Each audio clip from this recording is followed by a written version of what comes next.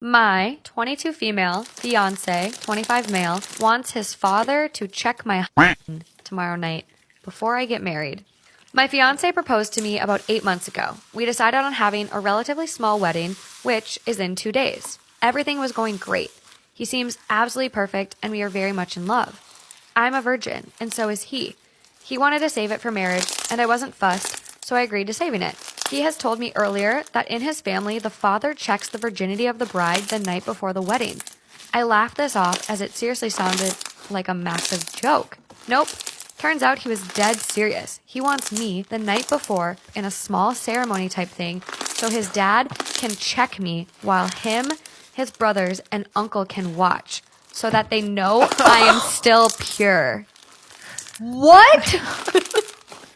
I told him fat chance I'm going to do that, and he was begging me to go through with it and how important it is for him. My boyfriend has a longtime female friend who's clearly into him and I don't know what to do. This is gonna sound like the typical insecure girlfriend, but I promise it's not like that. My boyfriend and I have been together for over 6 months and he's really great. He has a friend that he's had for years who is a girl.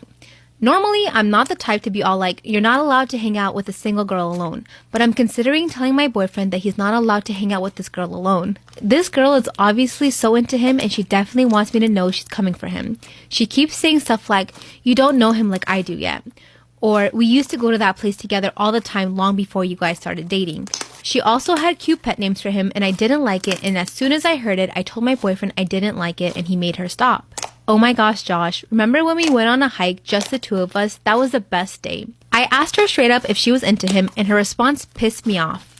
She was like, I know it's intimidating how close he and I are, but don't worry, you're the girlfriend, I'm just a friend, right? With a smug smile on her. Part 2 to a cop searching my car without my permission. So I see this police officer opening up my car door and putting his head inside my car. So I'm like, excuse me, officer, is there an issue? Why are you searching my car? And he was like, oh, like, is this your car? And I was like, yes. Do you have a warrant? And then he said, do you live here? And I was like, no, but do you have a warrant? And then he said, no, actually, the neighbor called me because he was concerned, and I actually live down the street, and the car was unfamiliar, so I felt the need to search it. I can't see inside of your car because of the tint, so I didn't know if somebody was in there, like maybe sleeping in their car or something. I don't really remember what he said, but I was like, okay, but I think you need a warrant to search the car. Please close my door. And honestly, he was pretty nice about it, I'm not gonna lie. I was just really annoyed because in my head I'm thinking like, why? Like, I'm not doing anything wrong. I'm always getting caught up for doing nothing. My sister and I have always been mistaken as twins. I'm 19 and she's 16, but we have the same height, skin tone, and similar voice. She also has a habit of being a copycat, from the way I dress to hobbies, even piercings. I know it's cute if you look at it from the outside, but sometimes it gets annoying. Like, yeah, we are quite close too, but why does she always happen to pick up everything I pick up? One afternoon, I was tidying up some costumes in my college showroom and found a rather cute brown and pink wig. It looks like a mushroom. I put it on, think it looks rather funny, so I snapped a picture and posted it to my Instagram. I received a text from my sister asking if I really cut my hair. I didn't mention it was a wig. While I somewhat have a feeling that she might copy that too, I lied and replied yes. I came home that weekend and lo and behold, my sister emerged with the same silly brown and pink bob cut, except this one is on her permanent hair. She was surprised that I arrived with my hair still long, then realized that I liked her.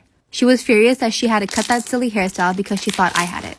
Our parents think that it's a really bad joke and wanted me to cut my hair too to make it up to her. So am I the asshole for telling my sister I cut my hair when I really didn't?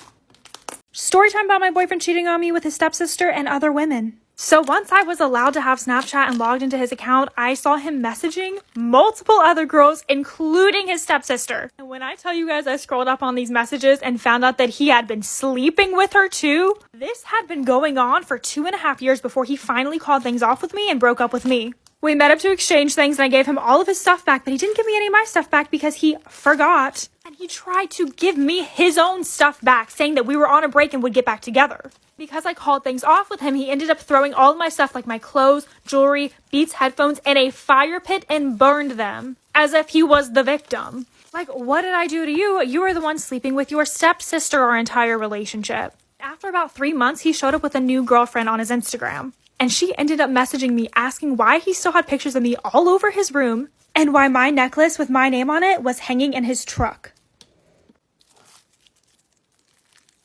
Am I the asshole for making my germaphobe husband change our baby's diaper? My husband and I have a 2-month-old together. He does everything almost except changing diapers. He's a hardcore germaphobe, so I handle the dirty part of our son's care. So my husband's been pestering me about the faces I make when changing our son's diapers, telling me to smile all the time. I told him to leave me alone, and it's easy for him to say when he's not the one dealing with the smell. But every time I'm in the middle of changing diapers, my husband would show up out of nowhere like he busted me or something and tell me that the faces I keep making have an impact on our son's emotional state and I should smile. I told him to leave me alone. He knows how difficult this is for me but does nothing to help. Instead, just mocks me and keeps pestering me. I said if he ever tries to hassle me again with just smile bullcrap, then he'll start handling the diaper changes himself. Last night around 9, he was in the kitchen already eating dinner without me and not waiting while I was getting ready to change my son's diaper. He came into the room with his mouth full of food and once again commented on how my face looked and for me to smile and show love and to stop causing harm to our son's emotional health. I snapped. I walked up to him. My 47 female, life is destroyed, and I am beyond devastated. My husband, 34 male, is having an affair with my son.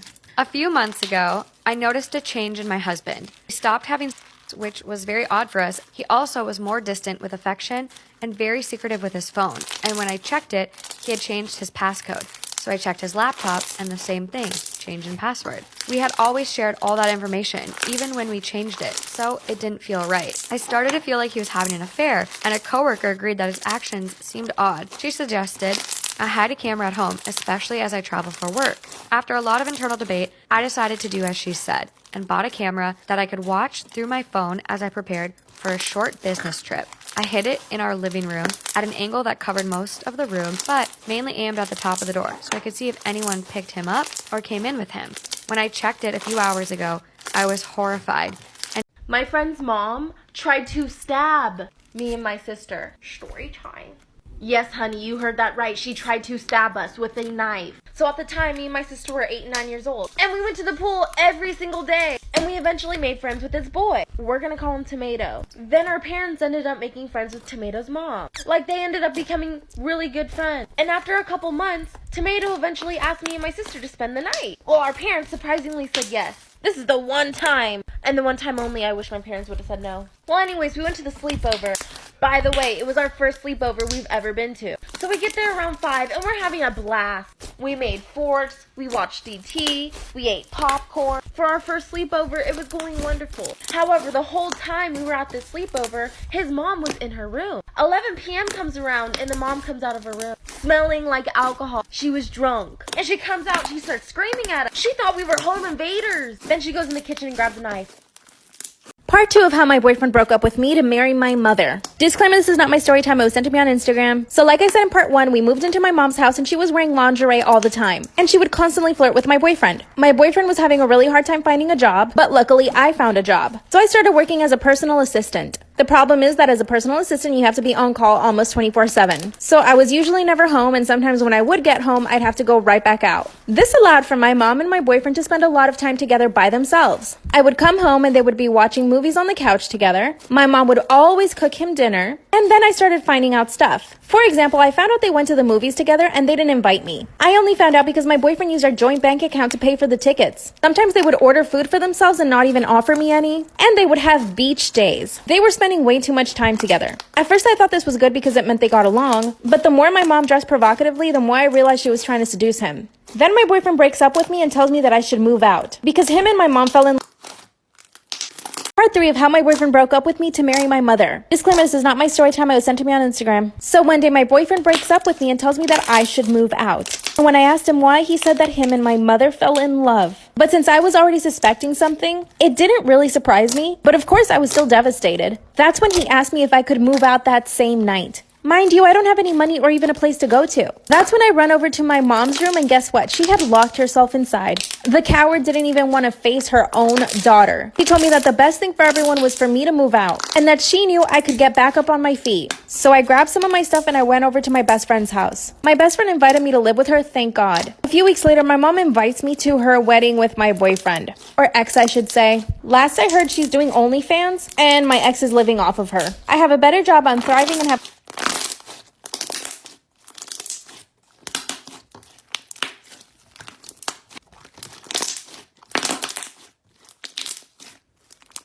When I was in grad school, I worked as a tutor for undergrad students where I met my boyfriend who's 5 years younger than me. We had an amazing relationship. However, my parents are a little on the conservative side, and as soon as my mom learned about the age difference and his various tattoos, she was livid. They gave me an ultimatum. I would have to break up with my boyfriend or they would kick me out and stop paying for my education. My boyfriend told me it was okay and that my education was more important. He said we could always get back together after I had my degree, and despite hating it, I agreed with him. We broke up but kept in touch over the next year. He graduated and moved to a city a few hours away where my sister was going to school. 2 years after our breakup, my sister told me she'd been seeing someone for 7 months and sent me a picture. I could not believe my eyes. It was my ex-boyfriend.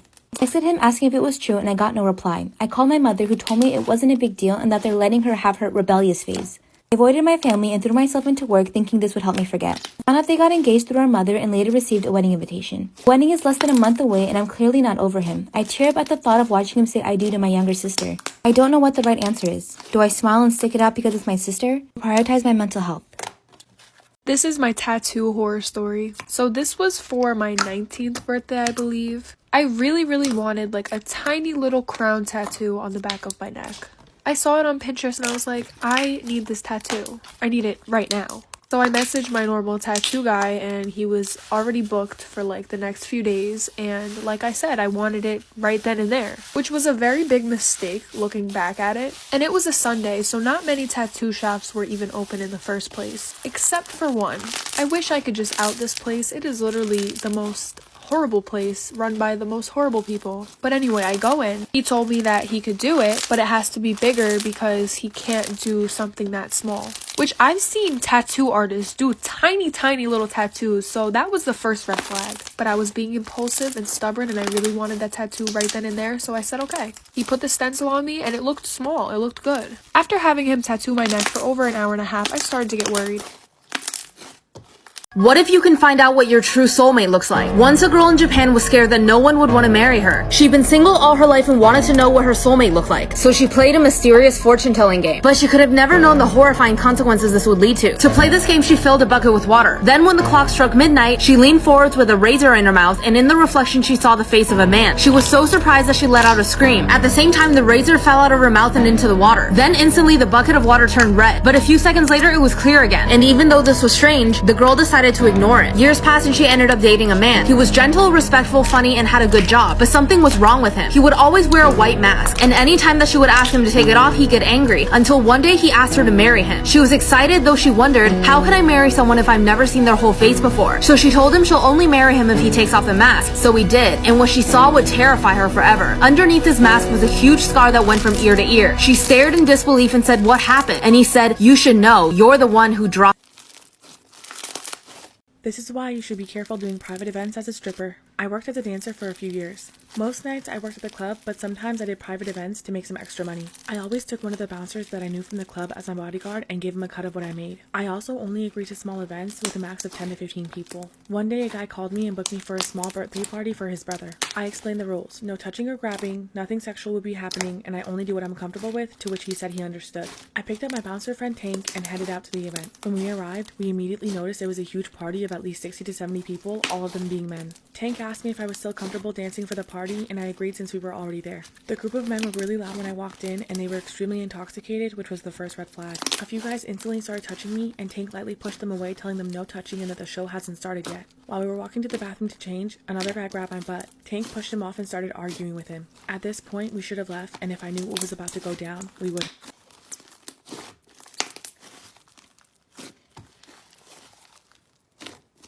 Part 2 of why you should be careful doing private events as a stripper. I went to the bathroom to change into my dancing clothes and get ready. I could hear the guys asking where I was and getting hyped up. I went to the living room where I'd be performing and started dancing for the party. I got close to the birthday boy and a few guys started aggressively grabbing me in places they shouldn't. I looked over and saw Tank leaning over the couch, warning the guys to stop touching me. A few drunk guys came up to Tank, put their hands on his chest and pushed him back, telling him not to worry about me. I could tell things were about to go downhill fast. When the song finished, I told him I was going to change my outfit, grab Tank, and rush to the bathroom. Tank told me it was time to go and said we should sneak out through the open garage door. I quickly got dressed and we snuck into the garage. The guys instantly noticed we were leaving and pursued us. As we were running for the open garage door, it began to close on us.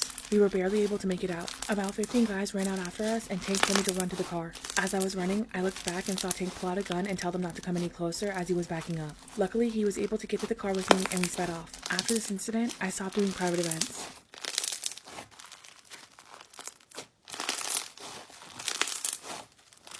This woman will never look at sticky notes the same way again. Once a young woman came home to find her house empty. She went to the kitchen to get a snack and found a sticky note left on the fridge. But as soon as she looked at it, she realized something was strange about it. It said there is someone in the house. Assuming it could be her brother, she said that's really funny, but the prank's over. No one answered. She walked towards the door, but it was locked. Then she turned around and on the table was another sticky note. It said, "You're not going anywhere." She began to feel scared. She opened the kitchen drawer to try to find something to defend herself, but the drawer was completely emptied. Inside was another sticky note. "You shouldn't play with sharp things." She ran upstairs to her bedroom and locked the door, and quickly called the police and begged them to come as soon as possible. Then all of a sudden the TV turned on by itself. It was loud and static, but on the screen was another note. "Now I have you where I want you." This time the young woman began screaming. Soon the police found her in a corner crying in fear. They searched the house and found no one there. But as soon as the young woman stood up and tried to leave, police found something horrifying. An officer took off a note stuck on the young woman's back and handed it to her. It said, "I was this close."